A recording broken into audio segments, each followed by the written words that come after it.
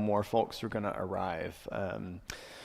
And goodness, I have a lot to say about George Herbert.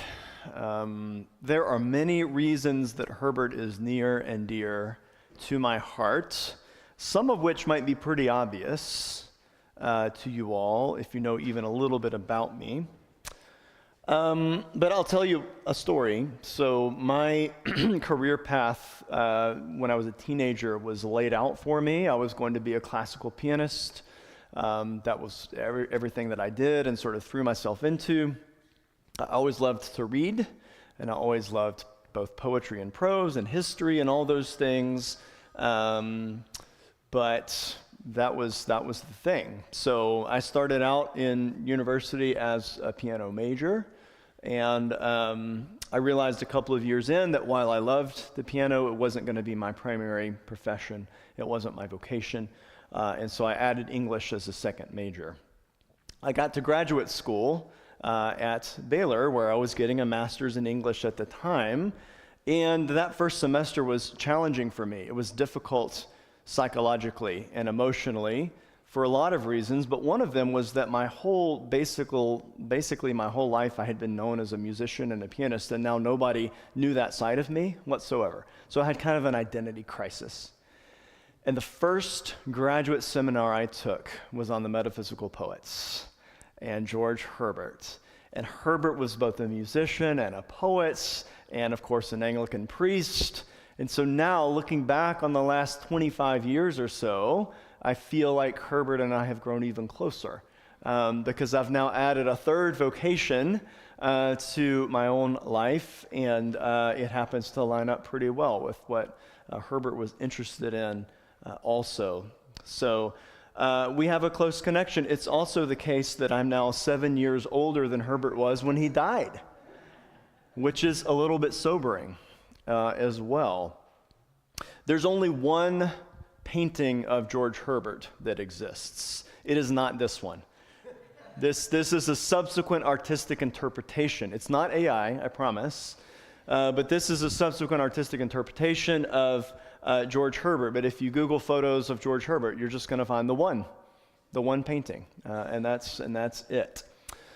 So Herbert is an early Anglican poet. Let's say that first of all. The Church of England is still more or less in its infancy during Herbert's life. So the first prayer book happened during the 16th century, a couple of decades before Herbert was born. But by the time that Herbert came along, this was a relatively stable time for the Church of England by this point. The 1604 prayer book had sort of adjusted. They had already had two previous prayer books by this point, but they were beginning to sort of settle in to their identity as the Church of England and the Via Media and being a Protestant church with still some sort of Catholic sensibilities, right? So they were still sort of growing into that identity, but overall, it was a pretty stable time for the church. Herbert was a contemporary of Shakespeare, who died in 1616. So you can imagine then that Herbert's teenage years, he may or may not have ever been aware of Shakespeare, but certainly if you think about Herbert's language and some of his phrasings and his interests, then that's sort of the time period that it's helpful to kind of think about. And the King James Bible. So the King James Bible, 1611, by the way, was meant to be very self-consciously a Protestant document. So the King James Bible was when as you know, the government of England was switching back and forth allegiances through this period between Catholicism and Protestantism, and the King James Bible was meant to be this Protestant document. But again, just to give you some context for the kind of language that Herbert uses, and so the King James Bible, now of course 400 plus years later, people tend to think of it as rather antiquated and quote unquote old. It's important to remember that it was meant, as modern translations are, to be a modern translation. when it was created. It was a modern translation. It was very explicitly meant to be the language of the people, the language that the people would understand. That was also the goal of the first book of Common Prayer as well, was to have worship in a language that people understood. So this is sort of what's swirling around in Herbert's childhood and his teenage years. Herbert was quite bright. He was born into a wealthy and privileged family, so he had the best education one could imagine at the time.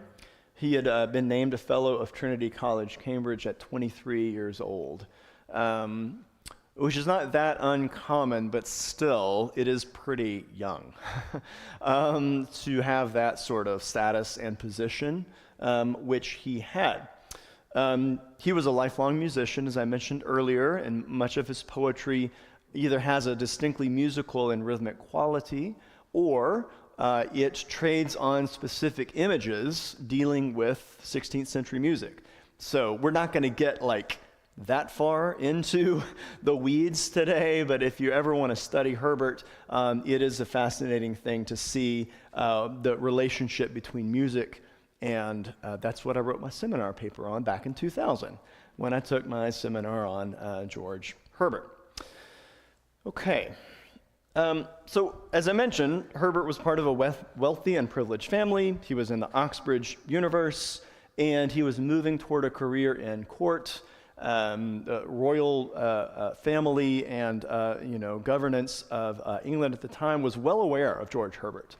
And so he was actually being tapped for a career in court, sort of like in public relations, we might say today, because he was a great orator, a great writer as well, but he was also deeply, deeply spiritual and religious. He was influenced by these two Church of England luminaries, Nicholas Ferrar and Lancelot Andrewes, both of whom were active in the generation just before Herbert. Both of whom are famous for poetry and sermons as well.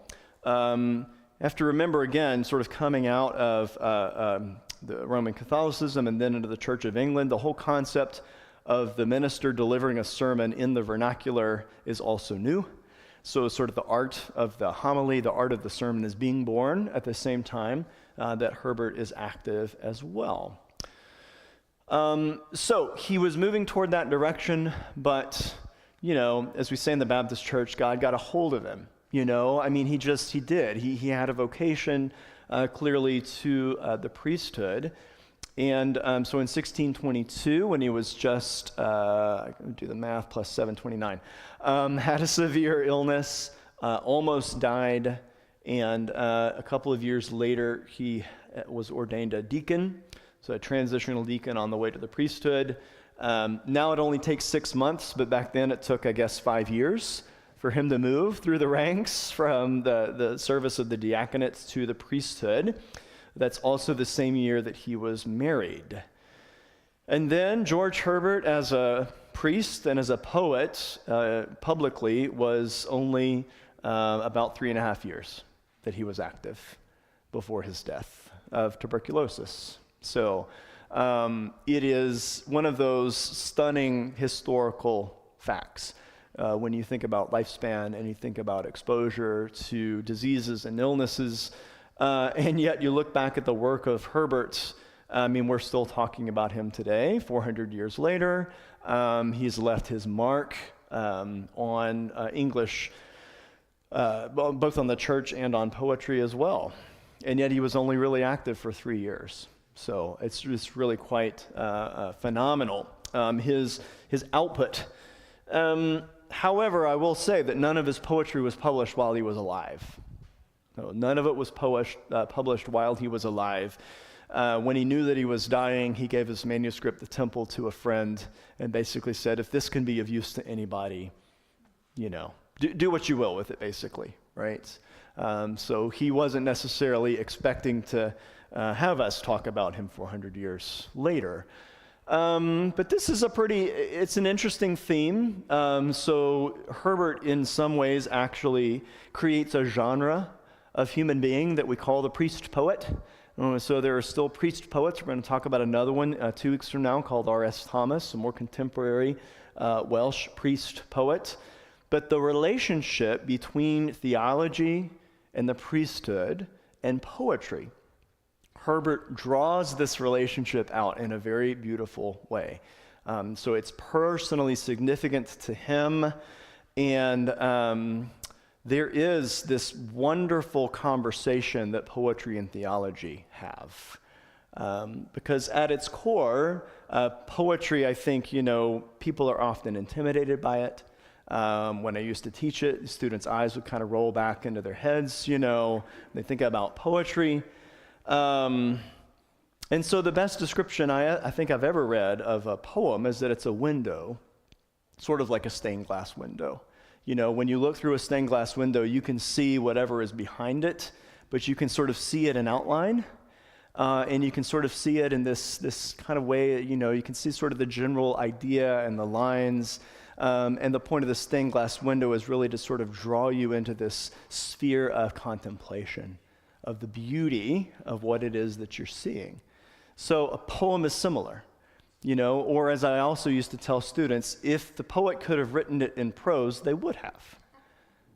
If you can just say what you want to say, just say it. There is a reason then that poetry exists. And so poetry exists to make into art a certain feeling or sentiment or type of communication that can't be said in any other way other than through poetry. So we pay attention when we read poetry to the language, to the rhythm, to the images. So we'll do a bit of that today. Again, it's not a poetry class, but I do want us to see what's happening in the poems. And I think that also then is a relationship to Advent, to this great season of the church year, in which we sort of see as through a mirror darkly, as St. Paul says. We can sort of see what's coming on the other side in Advent, but it's often a little fuzzy. Right? We don't see it as clearly as we might like. So Herbert is known for being, again, a really faithful person. Nevertheless, his poetry often expresses his frustration with God and with his own vocation. At one point he says, I struck the board and said, no more. The board meaning the table, the holy table, the altar, right? So it's an image of him slapping the altar and saying, I'm done with this, God. I can't do this anymore. So even though he's an extraordinarily faithful and pious person, he expresses these sort of light and dark shades, right, of his faith and of his priesthood. He becomes the model of English priestly life to the point that there was a book written, 10 or 15 years ago called If You See George Herbert on the Road, Kill Him. From that old Buddhist parable, if you see the Buddha on the road, kill him. It's sort of used as a Zen koan to think about how, Buddha was not meant to be sort of revered or worshipped, but to light the way for others to discover their own path, right? And the idea, especially in the Church of England for many years, is that George Herbert was this exemplar of what a country parson should be, and everyone should sort of aspire to what George Herbert was and what he represented. And so obviously that book was written by an English cleric, was meant to sort of puncture that illusion and to say, Herbert was great for his own time, but we have to figure out how to be the priest that the world needs today, right now.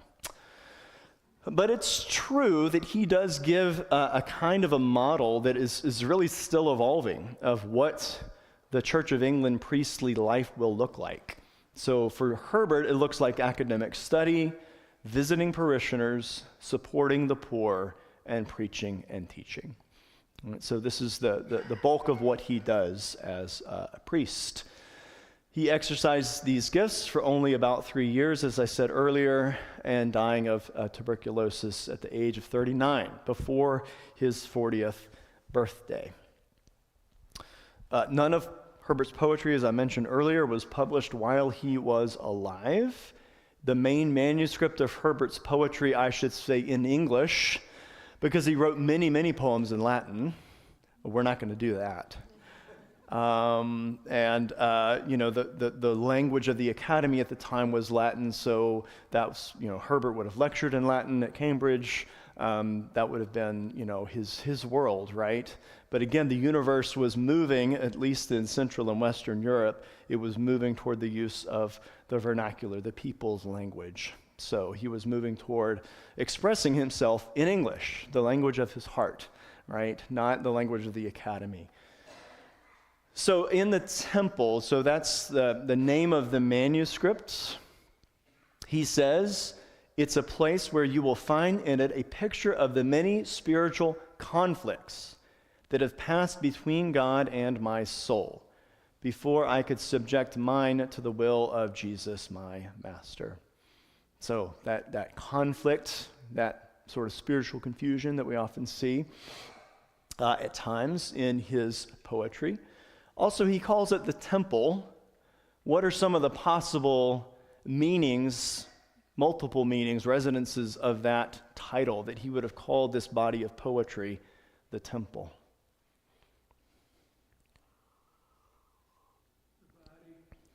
The temple is the body of the Holy Spirit. So it's his body of work, right? So it's like his oeuvre, right? We might say. So it's a body like that. It's the temple of his heart, right? It's the temple of his heart. So, as Herbert himself would have interpreted the relationship between Old Testament and New Testament, Old Covenant and New Covenant, temple, physical building, temple in the heart, in the human soul. And so that's part of what he's getting at as well. And then the temple, because he's a priest. So he serves in the church, the temple, as well. So it's very common with this group of poets that Herbert is often grouped together with, called the metaphysical poets. It's very common to see one word meaning 3, 4, 5, 6 different things. They loved to use puns. They loved to play with language. Herbert's contemporary John Donne does this even more than Herbert himself does. Donne had the great benefit of having a last name that he could pun on endlessly, as he does in one poem in particular. So, but you see some of that in Herbert as well. This metaphysical poetry used what is called a conceit. And a conceit is just an elaborate metaphor. And a metaphor, as you may remember from school, is any kind of comparison, right? Where you say, Herbert was a luminary. Well, he wasn't literally a candle, right? So that's a metaphorical reference to Herbert as being some sort of light that sort of shined the way. And so often the metaphysical poem will use some sort of elaborate metaphor, tease it out, and use a lot of puns. This is also a way of, the technical term for this is circumlocution, where you're sort of going around saying the thing, but because it's poetry and because it's theology, you can't just come out and say the thing, but you get at the truth through many different angles. So think of a diamond, right, where you're just sort of cutting all these facets. That's what the poetry becomes. Yeah, Kathleen. Another kind of temple, then, given what you said about the metaphysical, is because of his serious illness, knowing that he was dying soon of tuberculosis, actually the temple was meant to be destroyed. Yeah. So there's actually maybe an aspect of his physical destruction being related to the temple as well. That's great, Kathleen. Yeah, I'm repeating what you said for the benefit of the live stream. But the idea that the temple, that is his own body, was in the process of being destroyed, right? And so there's a real resonance for the word temple there as well. Yeah, John. What I understand, he arranged even the way the words were arranged. Yes. Mm-hmm. That's right. Yeah. Yeah, sometimes he would actually sort of draw the poem on the page. Printing is still a fairly new art at this point. And so there's one poem in particular, Easter Wings, and it's printed on its side, and it looks like 2 wings. And then Herbert plays with the language as well to sort of mirror what's happening visually in the poem. as well. I loved this quote from Richard Baxter, one of Herbert's contemporaries. He said, "Herbert speaks to God like one that really believes in God, and whose business in the world is most with God. Heart work and heaven work make up his books." Yeah. So, I mean, what an amazing compliment and testimony and legacy, right? To say that that this priest was someone who speaks to God like he actually really believes in God. That's great. Well, let's take a look at some poems that you have in front of you. The first thing I want you to notice is following John's comment. You can see that Herbert uses a lot of different forms. So when you look at the way the poems are structured, there are a lot of differences, and this is, again, just a tiny representative sample of Herbert's poems, but they don't all look the same. And again, the reason for that is that Herbert tried to allow what he was trying to communicate in the poem to dictate the form. So it's still a very formal age for poetry and music as well. If you think about Bach, you know, the miracle of Bach is that it's all extraordinarily formulaic and mathematical, and yet it's also brilliant and moves the heart as well. So that's similar to what Herbert is trying to do in poetry. It's to use form, but to fill that form then with something vital at the same time. As maybe we found out, and you can disagree with me later, in the 20th and 21st centuries, when you take away all the form, it becomes harder, I think, to communicate the meaning. So let's look at this poem, Nature. "Full of rebellion, I would die, or fight, or travel, or deny that thou hast aught to do with me. O tame my heart. It is thy highest art to captivate strongholds to thee.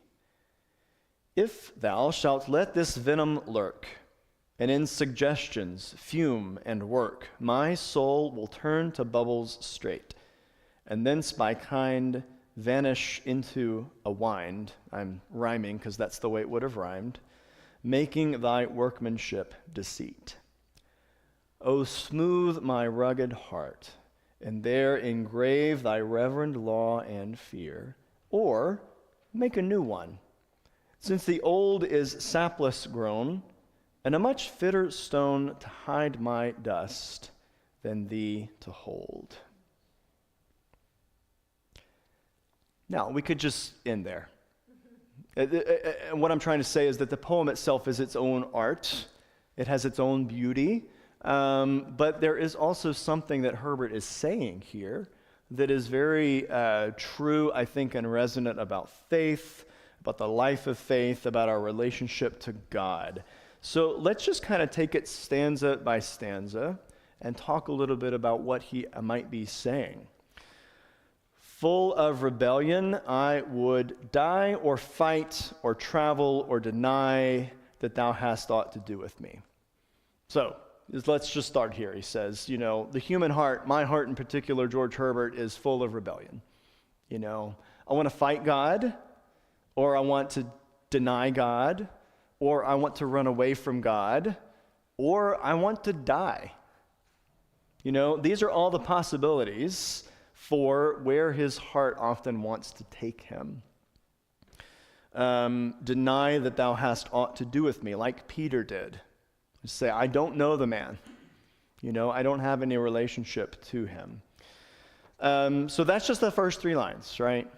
To basically say, this is the state of my soul in relationship to you, God. So then he offers a cry, as it were. He asks God to do something, right? Which is to do what? Tame my heart. Tame my heart. Now, we could ask a theological question here, first of all. Why can't Herbert just tame his own heart? I mean, why? This is kind of the paradox, right? Metaphysical poetry works in these paradoxes.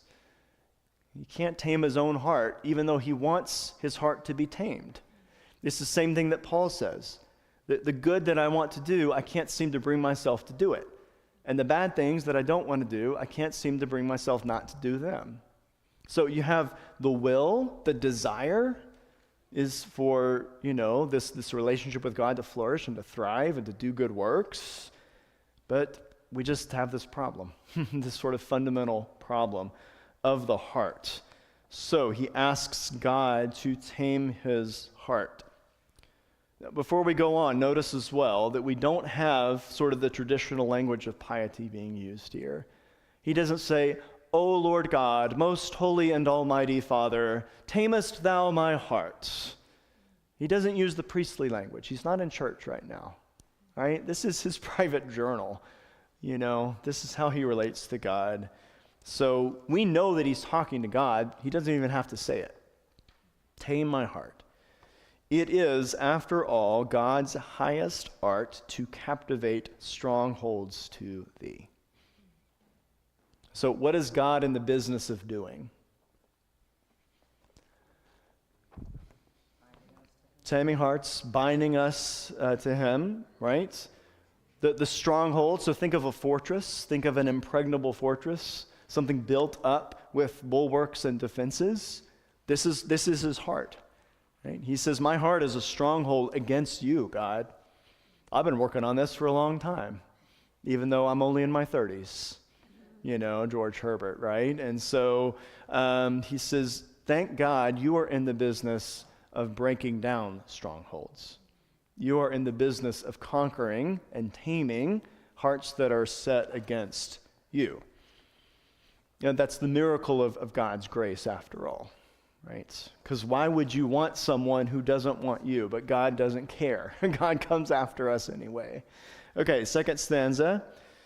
If thou shalt let this venom lurk, and in suggestions fume and work, my soul will turn to bubbles straight. You're thinking about, if you know Shakespeare, you're thinking about Macbeth, and the witches stirring this cauldron, bubble, double, double, toil and trouble, right? And that's, I think, the echo that Herbert is going for here as well. What is the venom? What is the venom? It's that darkness in us, right? It's that rebellion against God. It's poison, he says, and it has the potential to work its way through my whole body and to corrupt what is here. Just as a physical venom would eventually poison you and you would die, it's like a spiritual venom that threatens to overpower and poison his soul and to kill his soul. So if you let this venom lurk, he says, then my soul would turn to bubbles straight. It's sort of like vanish. Yeah. It's a terrifying prospect, isn't it? For the soul to vanish this way. And thence by kind vanish into a wind, that is, into a wind, making thy workmanship deceit. Making the workmanship of God, which is us, into a type of falsity or deceit. Like, we wouldn't be true. It wouldn't be true to God's nature if that were to happen. Yeah, he's powerless. And again, why can't God just fix him? That's part of what he's struggling with as well, as we all do.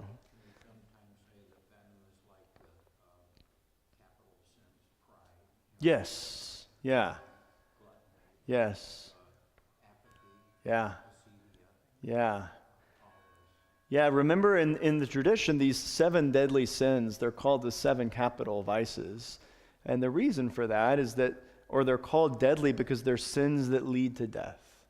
They're sins that would sort of have our soul turn to bubbles, in Herbert's language. So he asks in the third stanza, O smooth my rugged heart, and there engrave thy reverend law and fear. So this is one alternative. He asks God, just smooth me out and then write your law on my heart, engrave it like the Ten Commandments. Or he says, you know what's even better? Let's just make a new one. Let's just make a new one. Since the old is sapless grown, and a much fitter stone to hide my dust than thee to hold. Yeah. This is the image that emerges from the third stanza. What do you think he's getting at in that third stanza? What does he want God to do ultimately? Yeah. Yeah. I've read about the word fear Yeah. many years ago. Right. The first definition of the word fear was awe, great respect. Yeah, exactly. The definition was scared. Yeah. We have, over time, that has somehow flipped. Yes. When we hear the word fear, we think of scared, Right. and not so much awe Yeah. and respect. And I think Herbert is, he's in the time in which that word sort of has both meanings at the same time. And I think he's playing with that on purpose to say, there's a way that we fear God in the sense of that we're afraid to approach God. We're afraid to be with God. God is too holy. We're going to look at that actually in another poem in just a minute. There's also that sense of proper awe and respect and reverence for God. So I think he's doing both. Yes, Joe. The language of the time and the metaphors that are buried within this poem, for us in modern language, some of this is really quite complicated. But Yes. in the time of Yes. would it have made more sense? Would they have struck you as much? It would have made more sense, but it still wouldn't have been crystal clear because it's a poem. Yeah. So, he's still playing, right? He's playing with things. He's playing with images and with language. So I do think it's fair to say it would have been better understood. Yeah. Yeah. Ezekiel. Yes. I will take out your heart of stone and give you a heart of flesh. Yeah. Exactly. Yeah. And the other thing is, you go back to the second stanza, so here he's actually suggesting bubble away myself, strip me Yeah. from my soul. Yes. If anybody heard, so strip away my soul, right? Sort of allow the dross, right, to sort of be burned away. Yeah. His friend John Donne writes a very similar poem that starts, batter my heart, three-person God. Beat down the stronghold. What they're doing is they're playing with the language of courtly love that would have been used in the Renaissance poetry. You got to batter down the stronghold so that you can get the girl who's in there, and get your true love. And they take that language, but then God is the one, that they're aiming for. Yeah. Go ahead, John. Yeah. Mm-hmm. Yeah. Yeah. Human nature. Yeah. Yeah, we use that phrase all the time, human nature. Yeah.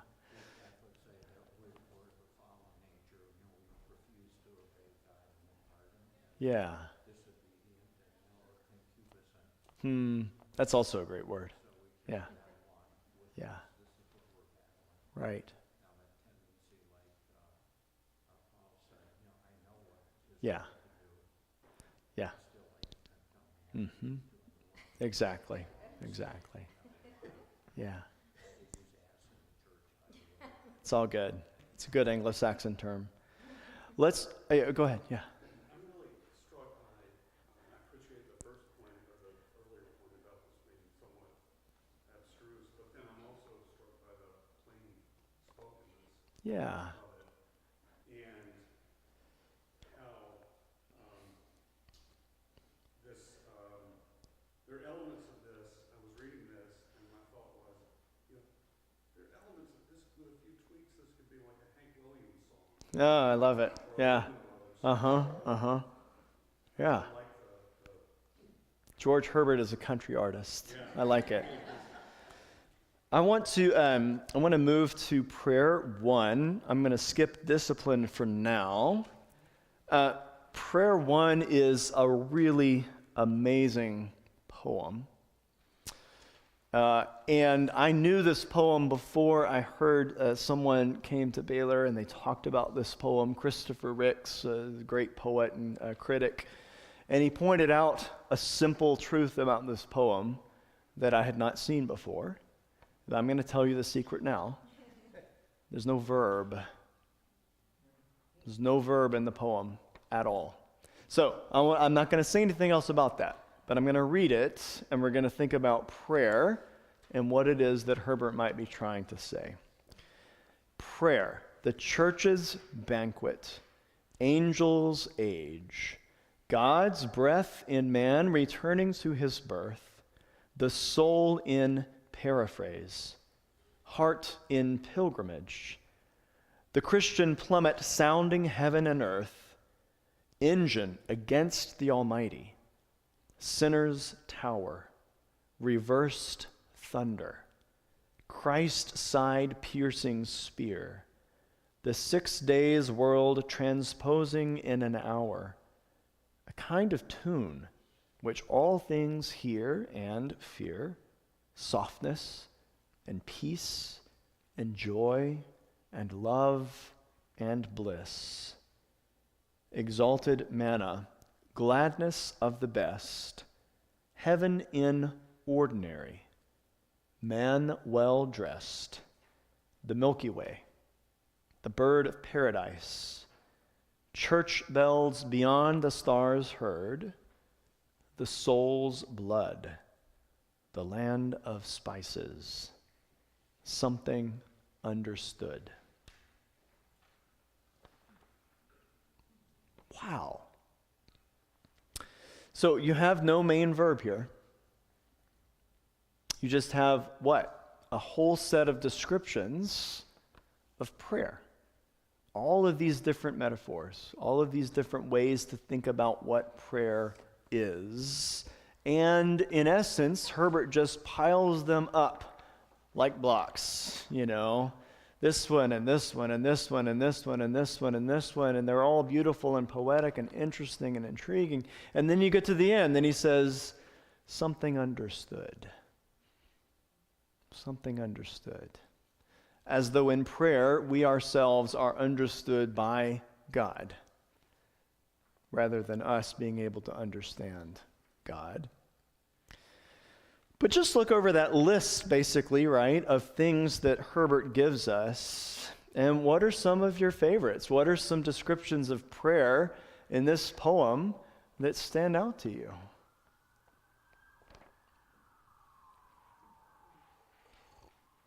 Either that you don't understand, or you really like, or that you have a question about, or you just... So thinking about prayer as an engine against the Almighty.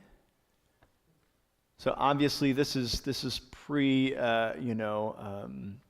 internal combustion engine. So engine, the word means like a siege engine. So think catapults and that, siege engine against the Almighty. So again, you have God being portrayed here as this stronghold, this tower, and prayer is constant sort of lobbing these stones against the Almighty. What an image of prayer that might be. What else? Yeah. Between, some of the things almost are negative in their association, like Yeah. aggressive. Yeah. The contrast with the softness and peace and joy. And Mm-hmm. It captures that prayer is not always one way Yes. and one thing. Prayer is not always one way or one thing, right? Sometimes prayer is lament. Sometimes prayer is anger. Sometimes prayer is an engine against the Almighty. My God, why have you forsaken me? Jesus himself uses Psalm 22 as a prayer while he's on the cross. It's like an engine against the Almighty. Yeah, Kathleen? Phrase that really struck me was God's breath in man returning to his birth. Mm-hmm. Because I thought, at the moment of birth, before you take your first breath, all of your oxygen and air is still coming through your mother. Yes. And so you can't breathe on your own. So when God's breath is returning to birth, it's like in prayer asking for that breath of life, not to be our own breath, but Mm-hmm. the one that is keeping us alive from something that that individual never could have understood. Yeah, yeah. You think about the image in Genesis 2 of God shaping the clay and then going, right? God breathes into the clay, and then you have this notion of breath. Yeah, Joe? I was thinking at the time that this was written, and further down it says the Milky Way, the bird of paradise. Well, birds of paradise are from the Far East, Yeah. and I don't remember what the time of Darwin was, but I find that curious. The Milky Way, I suppose, Mm-hmm. described, Sure. Yes. Yes. but the bird of paradise, Yeah. paradise was something. So there's this sort of exploratory, also the land of spices. So there's a kind of exotic quality. Yeah. Yeah. Yeah. Science fiction. Yeah. What about reversed thunder? That's one of my favorites. Reversed thunder. So, we think about the image. If you think about God and thunder, you sort of think about Zeus, right? Think about Zeus and his thunderbolt. And, this is how many people do picture the Christian God, or quote unquote, the God of the Old Testament at least. God's up there with a thunderbolt, and if you sin, God's going to pin you down and get you. But now we have reversed thunder because it's coming from us up to God, right? And so it's like, whatever you give me, God, I'm going to give you back. It's the engine against the Almighty. It's the frankness of the conversation that we get to have with God. It's also the title of Eugene Peterson's book on Revelation, which is one of the best books I've ever written on Revelation. He named it for this idea in Herbert's poem, Reversed Thunder. The soul in paraphrase. Right? So if I could paraphrase my soul and present it to God, it would be an act of prayer. Yeah, John?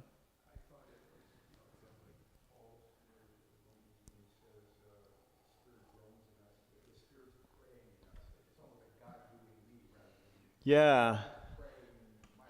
Yes. Yes.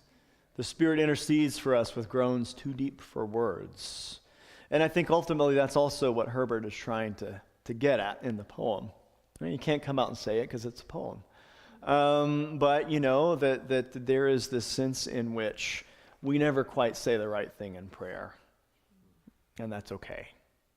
It's okay. God always hears and sort of makes up the difference, right, in whatever we bring and offer. The heart in pilgrimage. So a very common image for the Christian life, right? Seeing it as a pilgrimage, not as I've arrived at the destination, but that I have miles to go before I sleep, to quote another poet. A kind of tune, which all things hear and fear. Sort of going back to Charlie's point about this fear in a positive light, right? That prayer is a tune that we hear.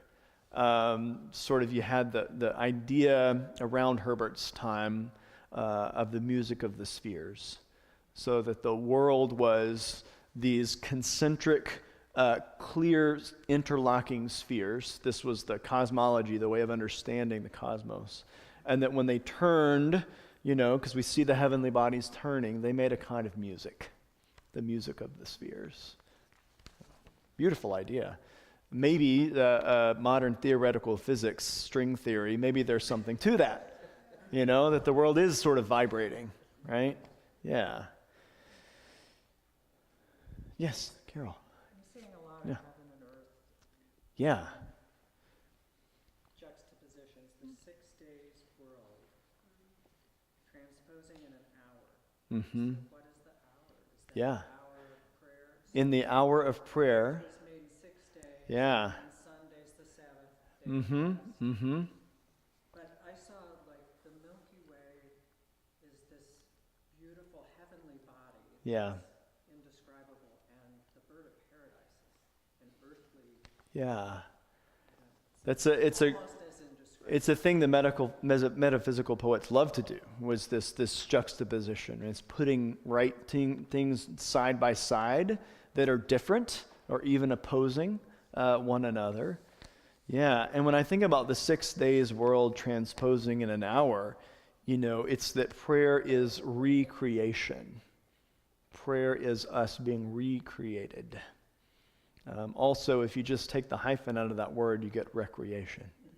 Right? The idea that we are recreated. Okay. And also trying to reach to God. The sinner's tower, isn't it? Us trying to ascend. Yeah, like the Tower of Babel. Yeah. And I see Job with that, like the reversed thunder, like, why hast thou forsaken me? Yeah. I'm interested in the last line. The lamb that slices something understood.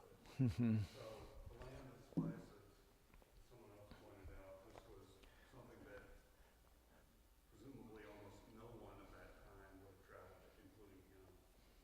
But they took it on faith that it existed. Right. They knew of it. They knew of it. Yeah. So is something understood, is the subtext there, but not directly observed, or Yeah. as a matter of faith, or Well, think about what it is to smell a spice, especially one that's exotic that you've never smelled before. You've been boiling cabbage for years, and all of a sudden you have cumin. You're like, oh, what is this? Tea. Oh, this is new. All of these sort of new things kind of filtering in, right? But I like the idea of sort of evoking sort of like a distant scent. Yeah, isn't it incense? Yeah, it could be. Like Yeah. we're raising our prayer. Yes. Incense? Yeah. And then at the end, right, just to say that prayer is something understood. God understands. God understands it, exactly. God understands it even if we don't use any words. Even if it's an engine against the Almighty, even if it's any of these possibilities, God always comprehends, understands, sort of brings it in. Okay, I want to have time to look at love 3, if you don't mind. Let's look at love 3. Love bade me welcome, yet my soul drew back, guilty of dust and sin. But quick-eyed love, observing me grow slack from my first entrance in, drew nearer to me, sweetly questioning if I lacked anything. A guest, I answered, worthy to be here. Love said, you shall be he. I, the unkind, ungrateful? Ah, my dear, I cannot look on thee. Love took my hand and smiling did reply, who made the eyes but I? Truth, Lord, but I have marred them. Let my shame go where it doth deserve. And know you not, says love, who bore the blame? My dear, then I will serve. You must sit down, says love, and taste my meat. So I did sit and eat. There's a lot happening in this beautiful poem. Love bade me welcome, right? So love, again, we intuitively sense that this is God. This is the presence of Christ. So God invites us in to a meal. And so we've already got the Eucharistic connotation here at the beginning. Love brings us in and says, you're welcome, but our souls want to draw back, guilty of dust and sin. Many, many, many people don't come to church or participate in the life of faith because they feel unworthy. I'm unworthy. I can't, I've heard people say, if I walk in the doors of the church, I'll get struck by lightning.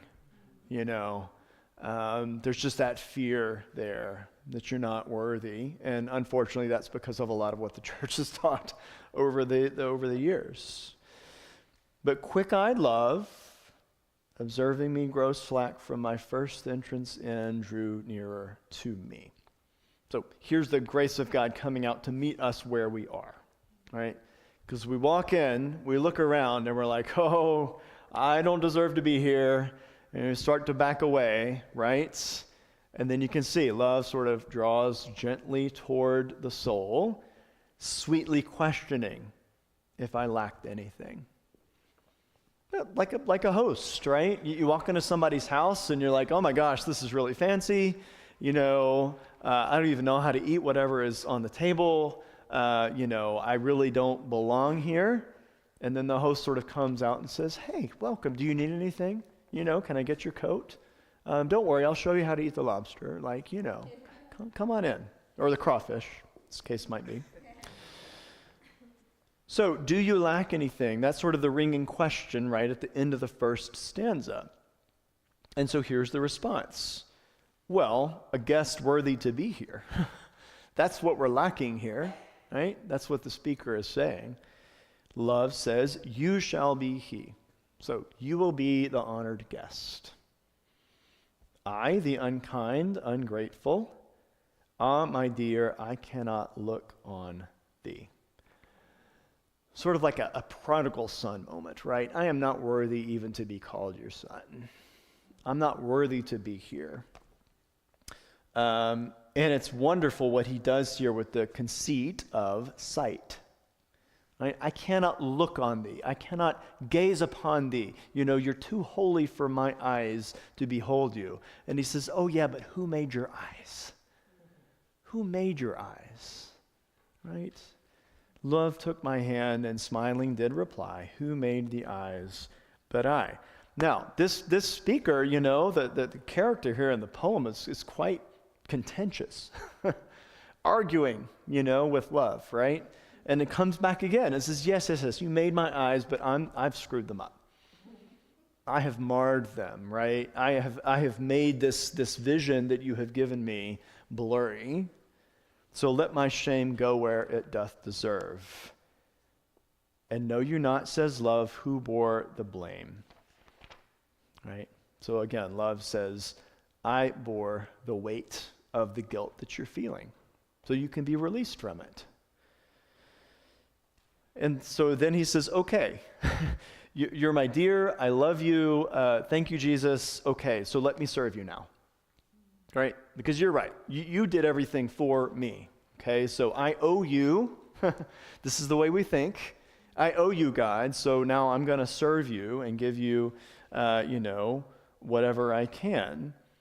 And then he flips the whole script, turns the whole thing around, right? Love says, no. You're the guest. You're the one who's going to sit down. You're going to taste what I have set out before you, this meal. So I did sit and eat. And of course, it's also got the Eucharistic connotation as well. Taste my meat, my body, right? My body and my blood that was given for you. So sit down, let me serve you, let's have the meal together. It also, of course, evokes Jesus on Maundy Thursday, when the disciples are concerned and they're trying to serve, and, he strips down to his undergarment and he says, you guys, sit down. I'm going to wash your feet. Peter's like, no, and Jesus calms him down and says, I'm going to do this. I'm the servant. So that's the general sense of what's happening here in this gorgeous poem. What else do you see? What else do you observe? I have a question about. Yeah. Yeah, guilty of dust and sin. Have any of you all read Philip Pullman's great trilogy, The Golden Compass?